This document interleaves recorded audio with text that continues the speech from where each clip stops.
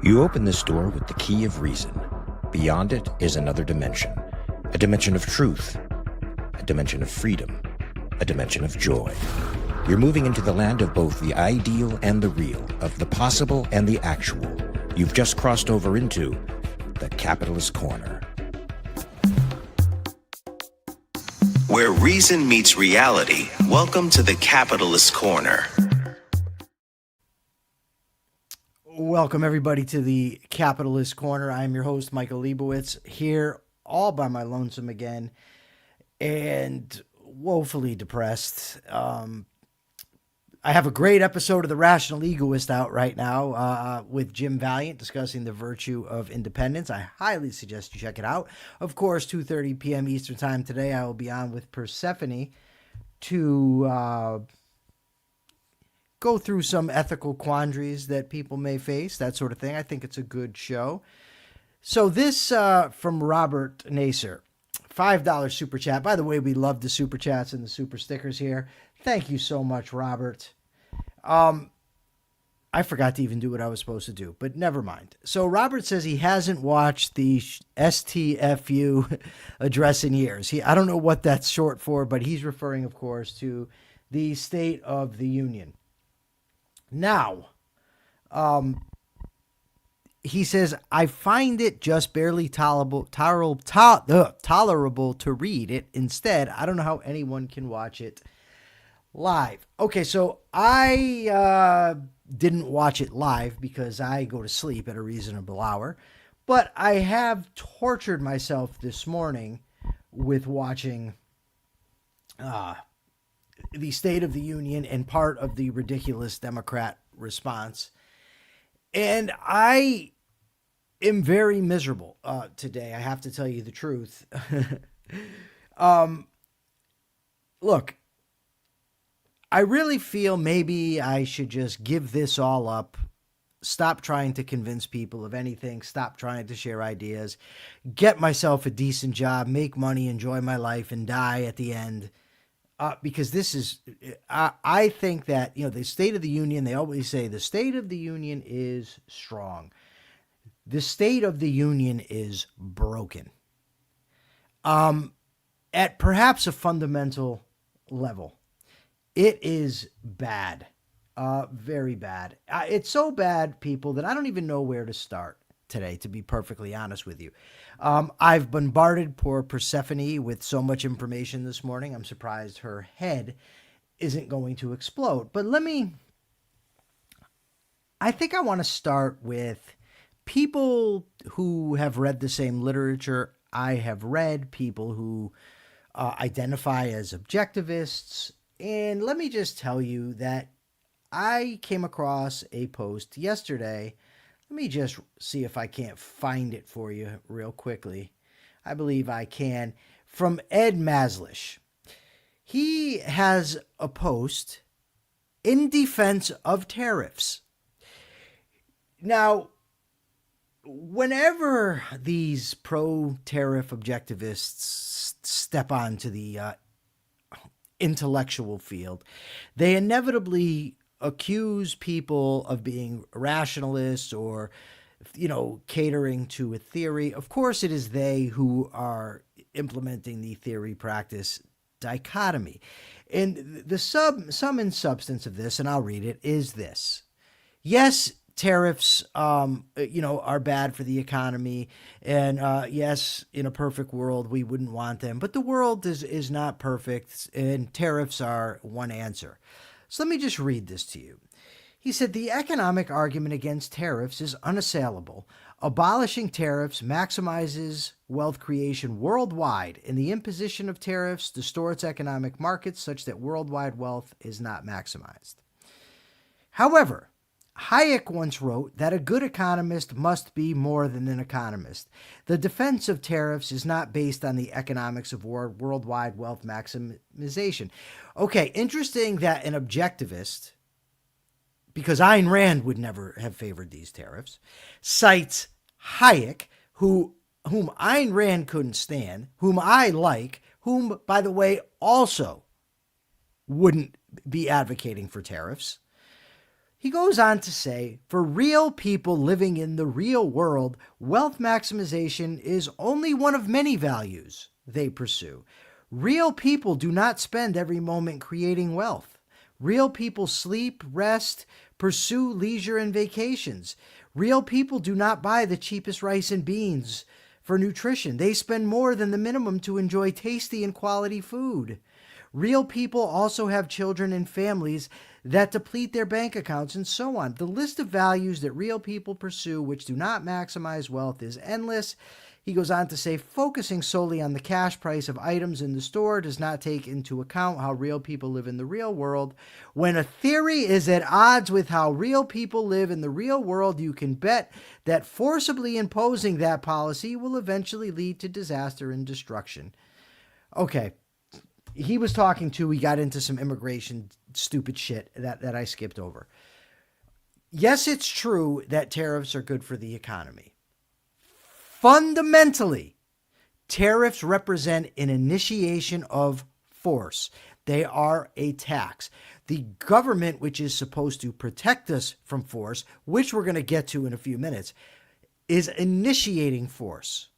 That's the main argument. So when people like me are arguing against tariffs, that's the main argument. They're an initiation of force. But then you have to get into all the stupidity about how tariffs are taxing foreign countries, which our eminent leader claimed again last night, no matter how many times he's told it's wrong. And he has legions of followers who will parrot that bullshit over and over again. So when the president of the country last night talks about how tariffs are revitalizing the economy and they're so wonderful and they're paying off this and they're doing that.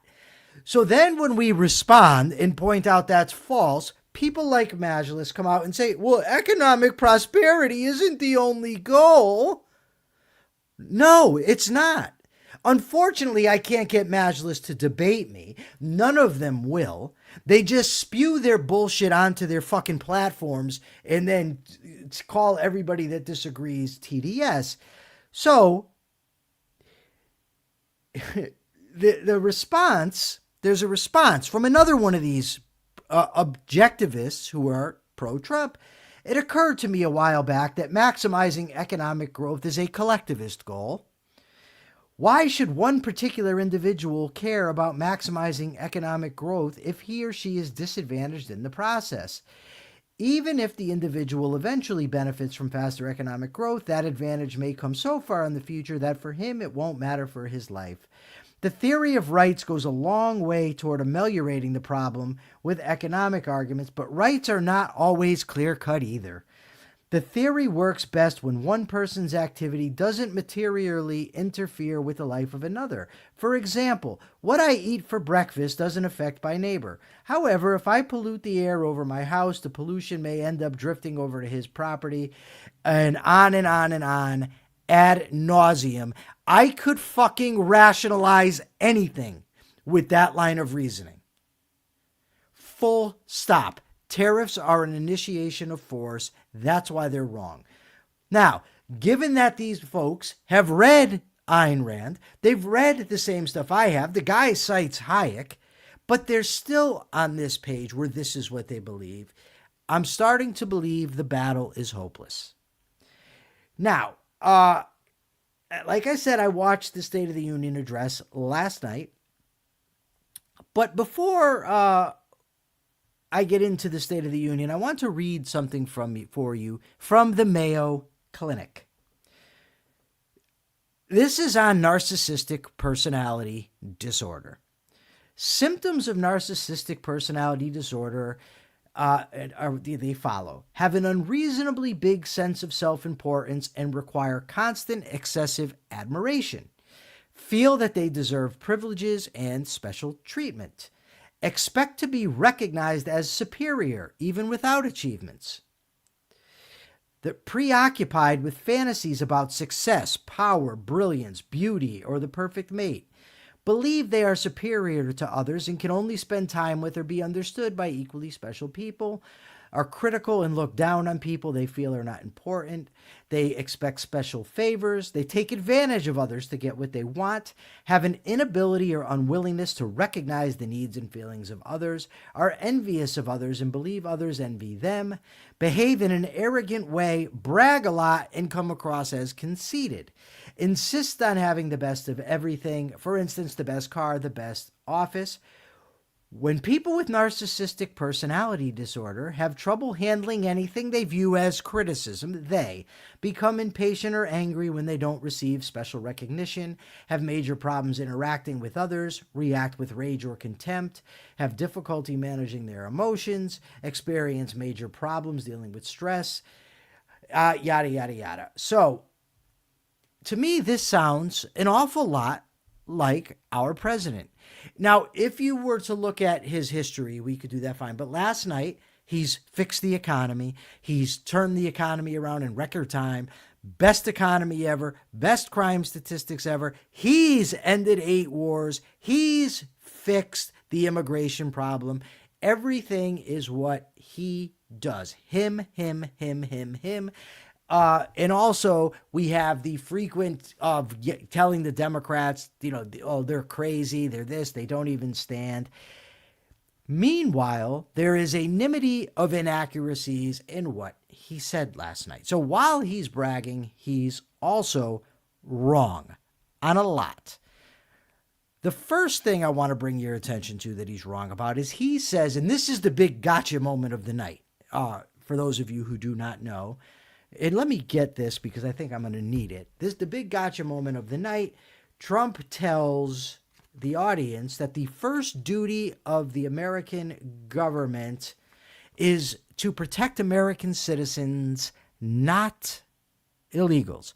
So immediately I thought to myself, okay, this is just wrong. And how do I know it's wrong? Oh, well, lo and behold, I can go to the Declaration of Independence, which Trump spent some time talking about last night, talking about returning to first principles of liberty, things that he doesn't know a goddamn thing about. But anyways, we hold these truths to be self-evident that, wait for it, all men are created equal, that they are endowed by their Creator with certain unalienable rights, that among these are life, liberty, and the pursuit of happiness, that to secure these rights, governments are instituted among men, deriving their just powers from the consent of the governed. Now, you'll notice there's no distinction between alien and citizen, nothing. But okay, maybe the argument is yes, but they're referring to citizens. Okay, I happen to know, no, that's not true. But the belief at the time, the Enlightenment view stemming from Locke, Thomas Paine, is that everybody has these rights. But okay, so I submitted the question. Gary Menard, thank you so much for the $1.99 super sticker. I submitted the question to Grok. What is the first duty of the American government? The first duty was, according to Grok, according to ChatGPT, to secure the rights of people, to secure rights, not to protect citizens, not at the expense of aliens, but to secure rights. That's what Grok said. Lo and behold, ChatGPT gave the same answer. But, I am just a lowly podcaster, and, I'm afflicted with TDS, so of course I'm going to have this wrong. And, of course, you can't rely on these AI systems. They're biased, they're programmed, but whatever. So I went to the father of the Constitution. Persephone, can you please post James Madison's quote on this issue for me so I can put it up on the screen? If James Madison doesn't know more than Trump, now all the Trumpist fear is out there because the Democrats wouldn't stand to agree for this. Now, screw them. They're not defenders of individual rights either. They're not pro-America. They're not for returning to the founding principles. I'm not defending them. And by the way, the rebuttal from them was a disaster. She was incredibly boring. All she did was blame Trump with no recognition of the 4 years of disaster that were Joe Biden. So, screw them. But James Madison, from his report of 1800, To this reasoning, it might be answered that although aliens are not parties to the Constitution, it does not mean the Constitution has vested in Congress an absolute power over them. The parties to the Constitution may have granted or retained or modified the power over aliens without regard to that particular consideration. Now he says this, a more direct reply, it does not follow, because aliens are not parties to the Constitution, as citizens are party to it, that whilst they actually conform to it, which means abide by the laws, they have no right to its protection. Aliens are not more parties to the laws than they are parties to the Constitution, yet it will not be disputed that as they owe, on one hand, a temporary obedience, they are entitled in return to their protection and advantage. If aliens had no rights under the Constitution, they might not only be banished, but even capitally punished without a jury or the other incidents to a fair trial.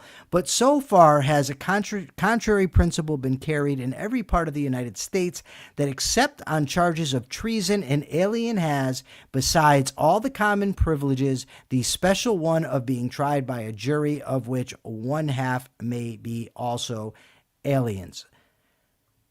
James Madison seems to think that aliens have rights. Oh, but you're only he's not referring to illegal aliens. Somebody should read this report from 1800. Persephone, can you post this to X? I'll share it, and post it to Facebook as well. I'll share it. Just tag me in, because this is where James Madison actually argues that the federal government doesn't have authority over immigration. So there should be no federally illegal immigrants. So Trump, dead wrong about this, but this was the big claptrap moment of the night. It's all over social media, yada, yada, yada. So I put a question on Facebook this morning and on Twitter, and I asked it in all sincerity why it came right up. I said, I have a question for Trump supporters, and it's motivated by a desire to learn, not to argue. Do you believe all of Trump's claims from the State of the Union? If so, why? If not, which don't you believe? So I didn't want to argue. That wasn't my intent, but inevitably some of the comments lead to it. So one guy actually said that he agrees that Trump did lower prescription drug prices by 600%. I told him, dude, it's a mathematical impossibility. He says, no, but you have to think like Trump. You have to think like Trump. The way that Trump does it is he says that if you reduce the prices from 1,500 to 300%, and then reverse it and go from $1,500 to $300, and then go from $300 to $1,500, that would be a 500% increase. That's just the Trumpism. So I said, okay. I said, was it also a Trumpism when Trump claimed that Irina Zarutska's killer came in through open borders, although he was an American citizen and the claim is palpably false? The guy says, well, you have to understand, not Trump's lying, not Trump is disconnected from reality, not Trump is a propagandist demagogue. No. These issues are all the same in Trump's mind. They're all the result of bad democratic policies. So it's not dishonest. No. Where I come from, they're called lies. But I guess they're just called Trumpisms, and we can support them, I guess, indefinitely. There's no end to it, which is why I have doubts about the future of this country, because I think like 40% still support this guy, like really like approve of his jobs. A bunch of people support Democrats. I mean, where do I stand in all this? Where I'm logic to a goddamn fault, care only about truth. And yet I'm at odds with the majority of the country. That scares me. So according to Reason Magazine, there's three big lies from the Trump administration on economics. I think there's probably more than that, but we'll just go with the three that Reason Magazine. One, Trump claims the Biden administration and its allies in Congress gave us the worst inflation in the history of our country. Okay, inflation was 8% under Biden. it was higher than that for 3 straight years, from 79 to 81, and also in 74 and 75. So twice it was higher than it was under Biden. And it also ignores Trump's role in said inflation. And by the way, Trump's still pushing inflationary policies with deficit spending, and he wants to lower interest rates, keep them low, put more money into the economy, which is going to drive prices up, create misallocations, distortions, but whatever. So let's just rehash some of Trump's inflationary policies from the first term. Jawbone the Fed to keep interest rates down. That's one thing that he did. Deficit spent. Injected mass amounts of money into the economy through deficit spending, through direct payouts to people. Supported early lockdowns, which leads to supply shortages, which leads to higher prices. Pressured the Saudis and the Russians to cut oil production so as to create higher prices for oil, deliberately so. Tariffs. All of these things help spur higher costs, higher prices. So yes, while Biden furthered those policies, is all about him, so takes the blame as well, and the quantitative easer-in-chief Obama before him also, just for Trump to put the blame all on Democrats is laughable. But even if we take it that it's all Biden's fault, the fact of the matter is Trump's wrong. Okay. Trump claims in 12 months, I have secured commitments for more than $18 trillion pouring in from all over the globe. This has been debunked over and over and over again.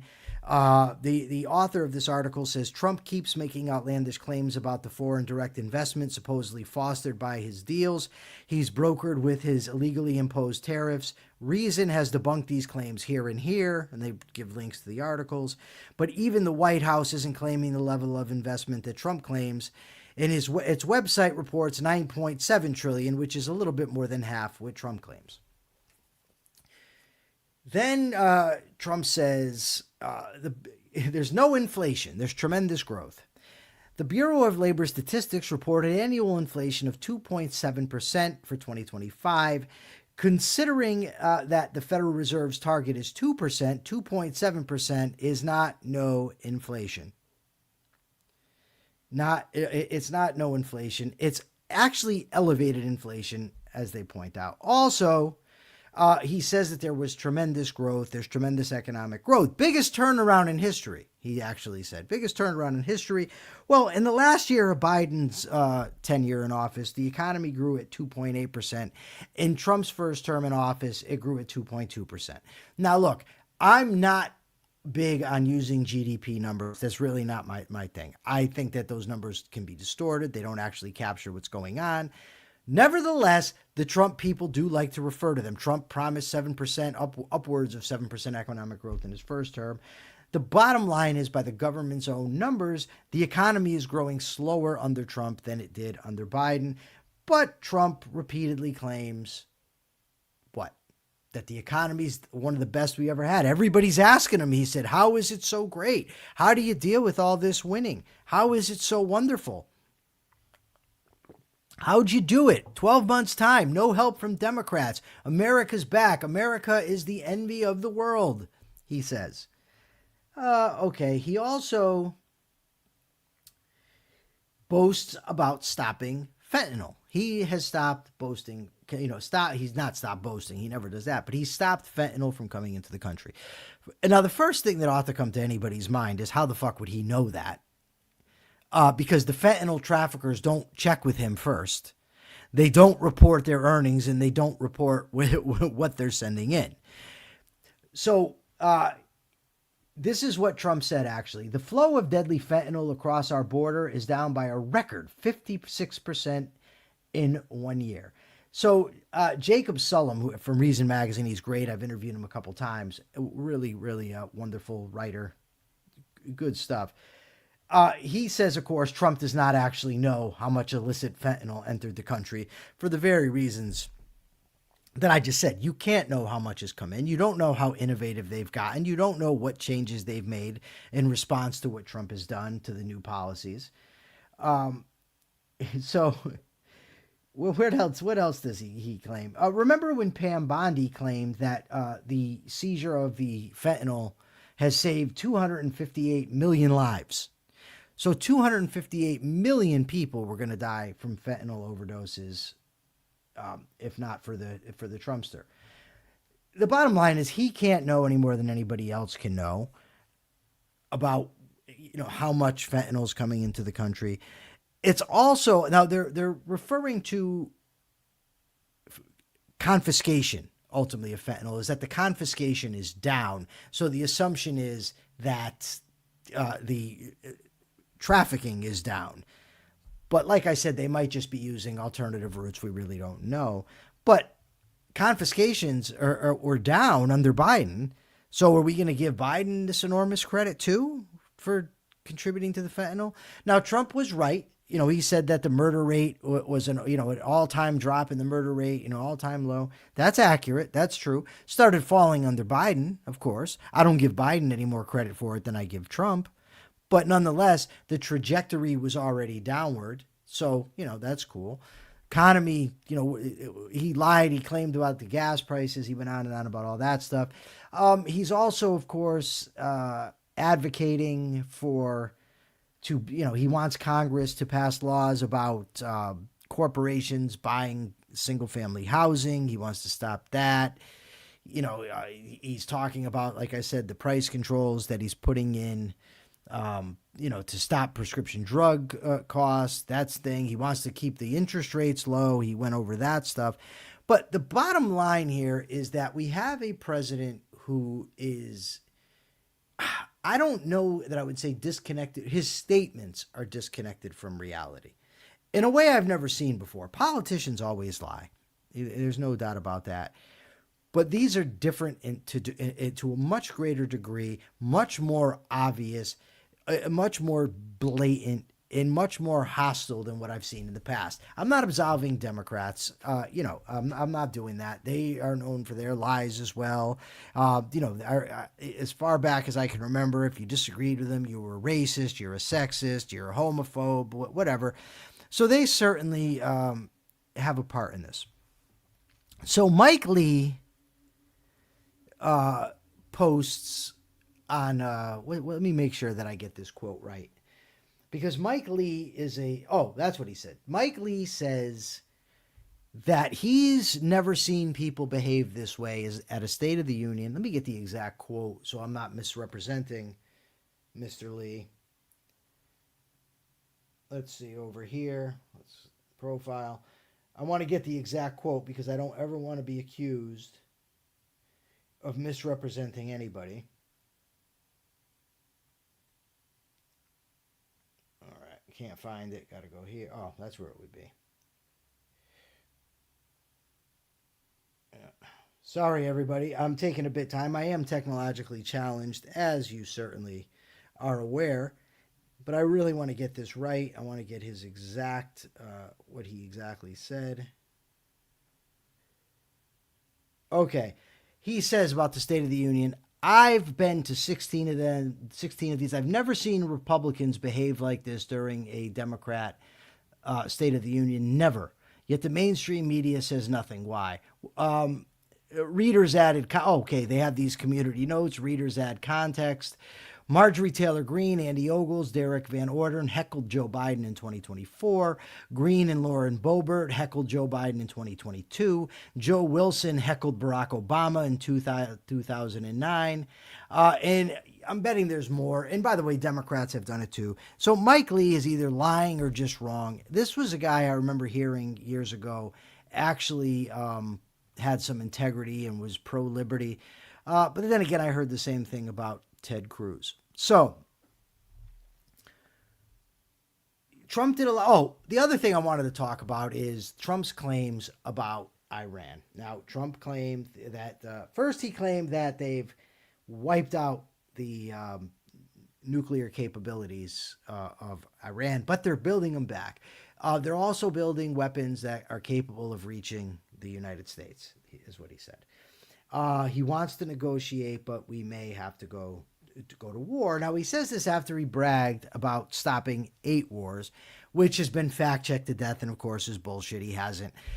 2 of the wars I thought were interesting that he said he stopped were Israel and Iran, which we were a part of. And then evidently, if you start a war and then stop it, you've stopped wars. And now he's considering going back into the war with Iran, but also the war in Gaza, which, of course, he is not stopped.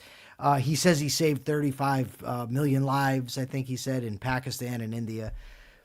But for my objectivist friends out there who think that going to war with Iran is a good idea, or for anybody for that matter, but objectivists in particular, given Trump's claims, given the amount that he lies about virtually everything, why would we believe that anything he says about Iran and their weapon capabilities, the evil of the Iranian regime, we can know independently of anything that Trump claims, of course. We know what they are. We know they're monstrous.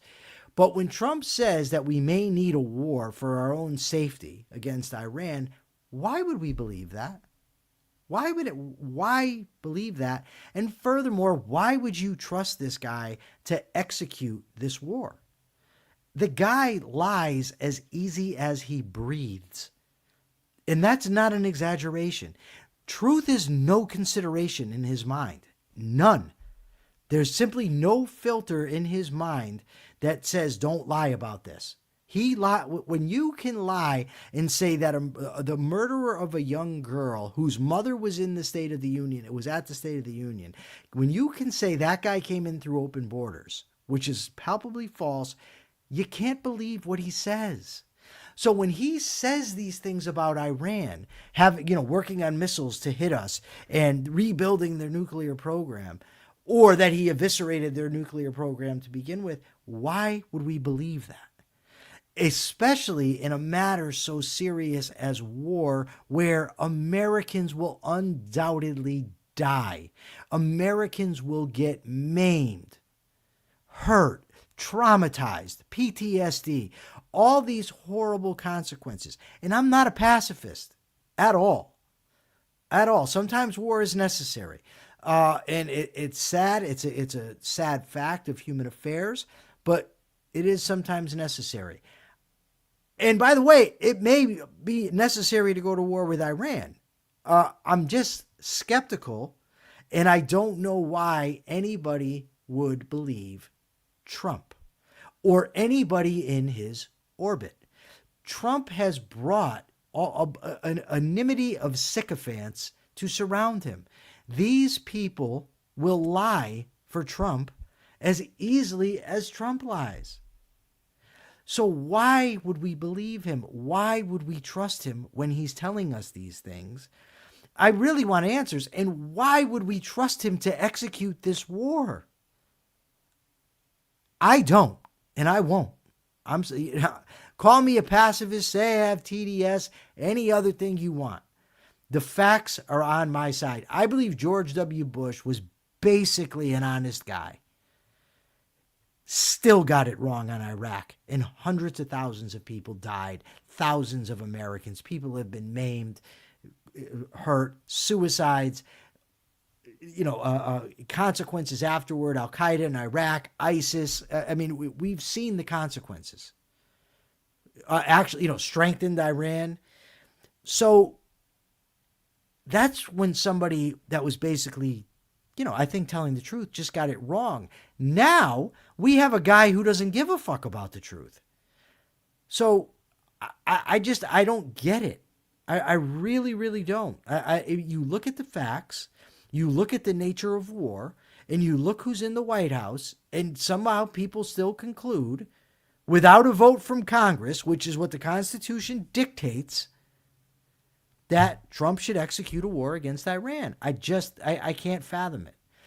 But anyway, so my day was spent listening to a bombastic liar lie for an hour and a half, engage in obvious demagoguery. The signs are there. It's easy. If you look it up, you look what, let me maybe give a little, you can look this up. There, in psychology, they have primary processing and secondary processing. Primary processing is basically happens automatically. You take in things. Emotional appeals work very strongly with it.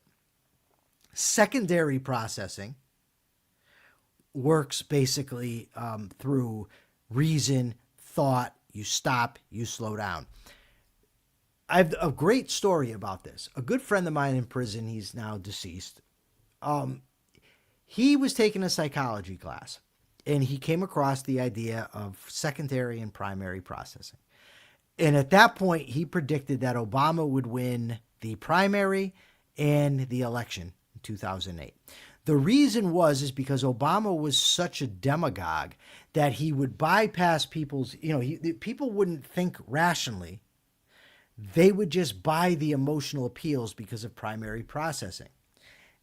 Interesting fact about this. This same guy, years later, became one of Obama's most strident defenders. And I pointed out to him, you predicted that he would get elected because of this, and now you're falling for it. So that's, how powerful this can be. Now, if you want to, if you pay attention to your popular influencers or popular politicians, some of the things that they do, they speak very confidently. They speak with certainty. They'll speak with raised voices. They express absolute certainty about things of which they can't possibly be certain. They very rarely say, I don't know. And because of their level of certainty, because of the confidence in which they express their views, and importantly, because they're often telling people what they want to hear, the primary processing makes them very convincing. That's what Trump does. That's what Dave Smith does. That's what Tucker Carlson does. Candace Owens. Your most popular influencers, politicians, that's what they do. And you can scream in the wind about telling people, please don't fall for this, and they fall for it anyway. There was once this guy, this is an extreme situation, but it illustrates to me, it showed it in such raw fundamentals, the point that I'm talking about. I knew a guy in prison who was mentally challenged, to say the least. Real funny guy, little Jamaican guy, about 5'3". This guy believed in Santa Claus until he was 26 years old.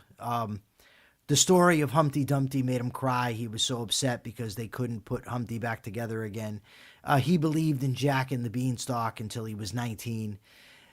He believes virtually, he's a very gullible guy. There was another guy, no, lying. I'm not saying the lying is confidence. I'm saying they're lying while giving off the air of confidence. They're speaking with confidence. I'm not saying they are really confident. So anyway, there was another guy who would talk very loud and very adamantly and was very frequently wrong. And my little Jamaican friend said, oh man, that guy's so convincing, man. So convincing. And I used to tell him, why? Look how certain he sounds, man. And now this says obviously somebody that was not capable in doing the second order processing, but it still demonstrated for me this dynamic in its very raw state. So, we're in a predicament now where we have an abundance of dishonest people on social media who have no problem profiting off lies, propaganda, bullshit. We also have people that believe the lies, the propaganda, and the bullshit. We have a guy in the White House who has no problem spreading it, surrounded by people who have no problem spreading it. It's just not, it's not a good sign, especially not when the other, party is made up of AOC, Ilhan Omar, I forget the other girl's name, Jamila Prayapal, I think, if she's still in office. What the hell is his name now? Gavin Newsom's, real slick, politician type guy. They're not putting any good ideas out there. It's very daunting and it's very depressing to want to live in a rational world, to want to be able to deal with rational people, to want to, be free. And yet, what do you do? Do you give up? Do you just accept it and say, oh, well, whatever? Well, I'm sorry. I'm just not built that way. As defeated and as daunted as I felt this morning, and as defeated and daunted I felt coming on to this program, I have to remember the words of my friend Larry Sharp. He tells a story, Larry's an ex-Marine, about, and I might get this partly wrong, but I will get the essence of it correct, about a battle on a beach. I believe it might have been the Battle of Normandy in World War II. And they were overwhelmed. And there was a young guy on the ground, and he was hiding, and he wasn't fighting, and he just was defeated. And a superior came to him and handed him his rifle and said, pick up your rifle and let's go. But, I'm scared. I don't care. You don't have an option. You pick up your rifle and let's go. And in this battle of ideas that we are in, not to win hearts and minds, no, but to appeal to the rationality, to the rational potential of our fellow humans. Not to demonize them, not to make fun of them, but as an appeal to the rational faculty, to the part of them that understands 1 + 1 is 2, 5 × 5 is 25, and that a thing cannot be and not be at the same time. We should pick up our intellectual rifles and get in the fight, get in the battle. That's what we need to do. That's what we need to keep doing. And with that, I'm going to bring on my wonderful producer and sidekick, Persephone. Sidekick. You're my sidekick. No, you're okay. Okay, not sidekick. That was a poor choice of words. I apologize. My producer and my co-host. Ray says that I see the book he found about philosophical persuasion. I think you'll find it youthful and uplifting, especially when it goes over the Daryl Davis. I forgot all about it, Race. I apologize. Persephone, so you're a citizen of another land. But I've sent you all of the stuff that I read this morning. I sent you James Madison's report of 1800. I sent you the chat stuff, the grok stuff, the articles. What do you make of all this? And also, you're somebody that, you're on X, you're on Facebook. So I was already feeling some kind of way this morning, just about the general lack of understanding that a lot of people have of what's really going on, and the general lack of logical reasoning that people employ. And then you sent me all of these things, and I was like, it's just depressing. That's all I can say. It's just it just makes you feel like if this is what people believe, they voted this man into office twice. They What have. do you do? What do you do if people are this deluded? What do you do? That's how I felt. It's funny that you say that because I just went over to Facebook to post the quote. I wanted you to post the whole article, by the way, the whole James Madison article.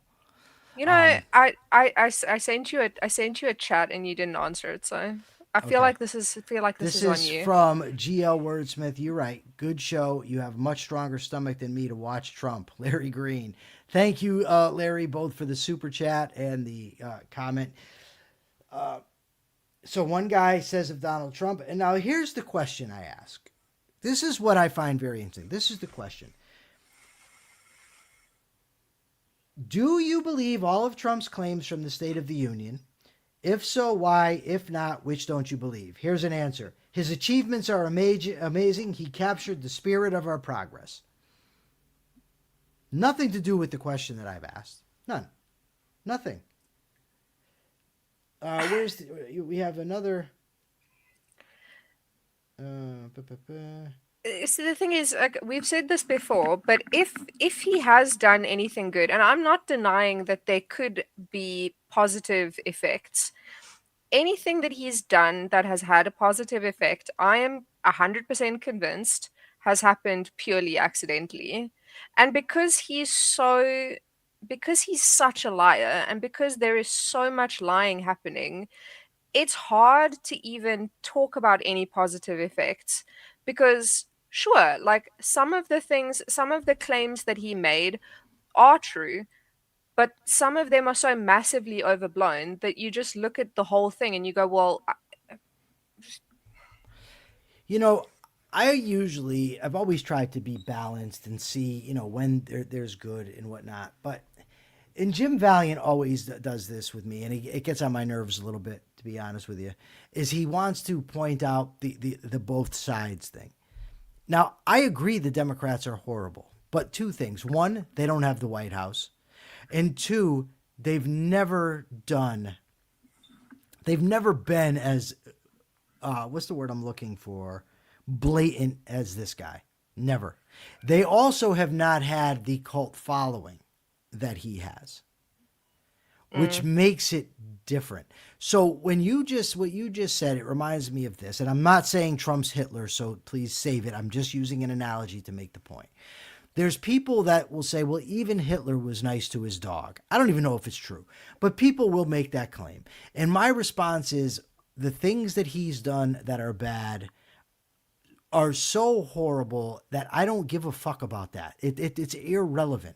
So when you come out and you say, well, he did cut taxes, and I'm a big tax cut guy. Okay, that's good. They weren't cut out of principle. They weren't cut toward the end of giving Americans more freedom. They're just something he did. I really don't know why. He probably doesn't know why.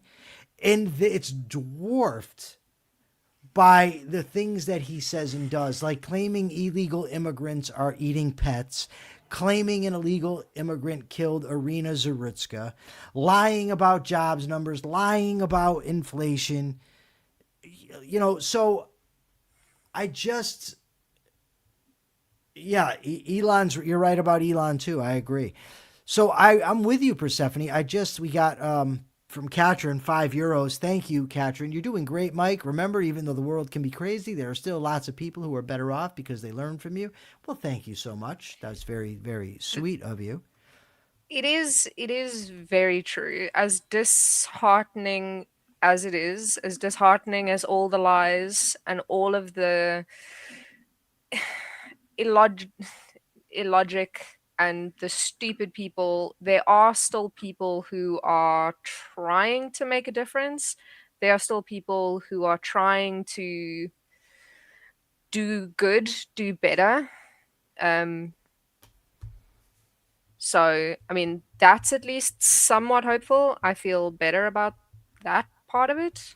Um, but when you sent me the articles, and specifically talking about the tariffs, obviously I'm not American, but I spend a lot of time on TikTok, right? And just the amount of TikToks that I had seen, I went and did a little bit of research about how many small businesses Trump's tariffs have hurt. Because I know that there's just from anecdotally, like watching TikToks, I've seen so many Americans that have said like their small businesses are suffering, and some have had to close up, some have had to like raise their prices dramatically. So Trump's that the tariffs are like actively hurting people who are trying to be entrepreneurs, and that to me is just fucked up. Like these are people who are trying to better their circumstances, not by like crime or anything. They're trying to start their own businesses, and Trump just came in and went. And I think that that's horrible. And I think you're right. So I think, well, I'm going to save that for the capitalist thought of the day. How do I phrase what I want to say here? Do you think, Persephone, that things are broken beyond repair?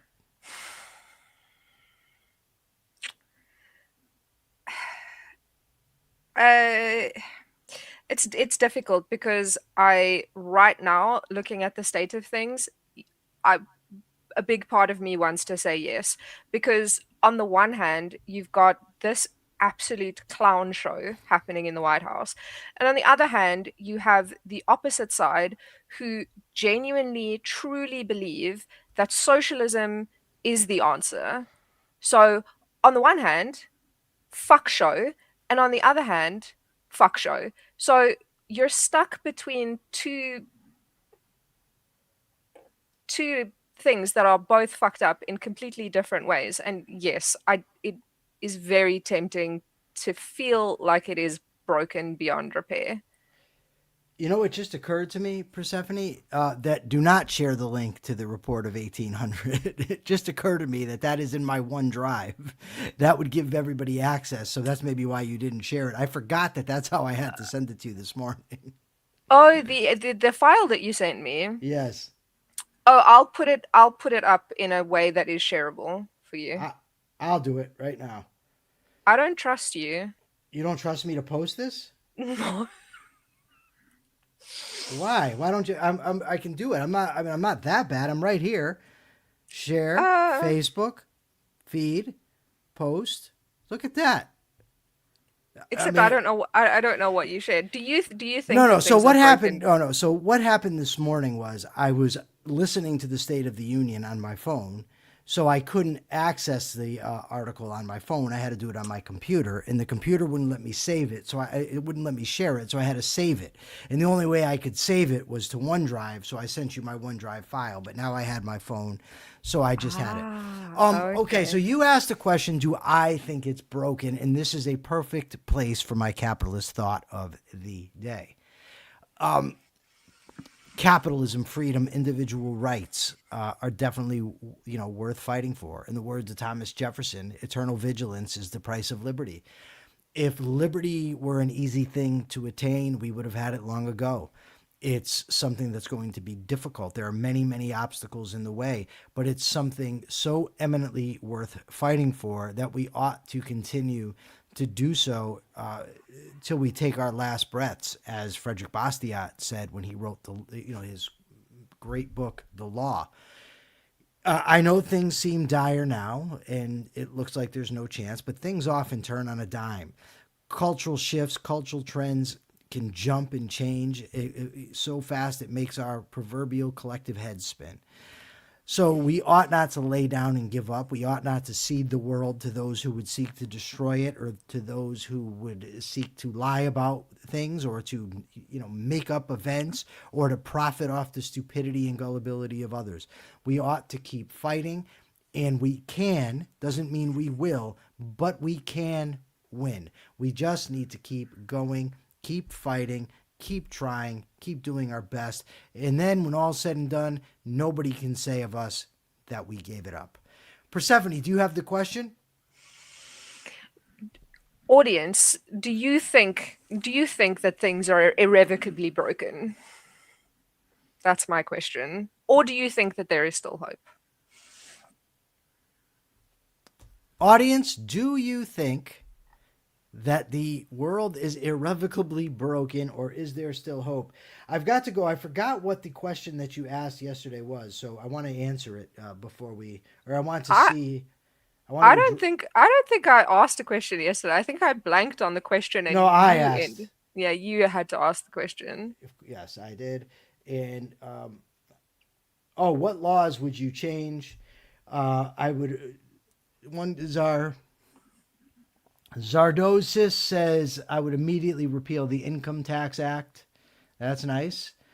Jenna Kleem says, law, I'll ignore them.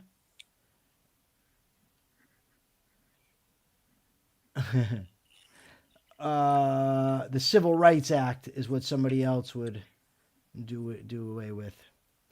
So that's what happened yesterday. Please go in today and answer Persephone's question. Also, please join us on Everyday Ethics, 2:30 p.m. Eastern Time. I think it's going to be a wonderful show, because it always is. We have wonderful, wonderful discussions. And we will see you tomorrow on this very channel. And on this very channel is where you can find Everyday Ethics. Oh, by the way, Ray says he wants to get rid of antitrust laws. by the way, check out my interview with Jim Valiant on the virtue of independence. Till tomorrow, remember, please check your premises.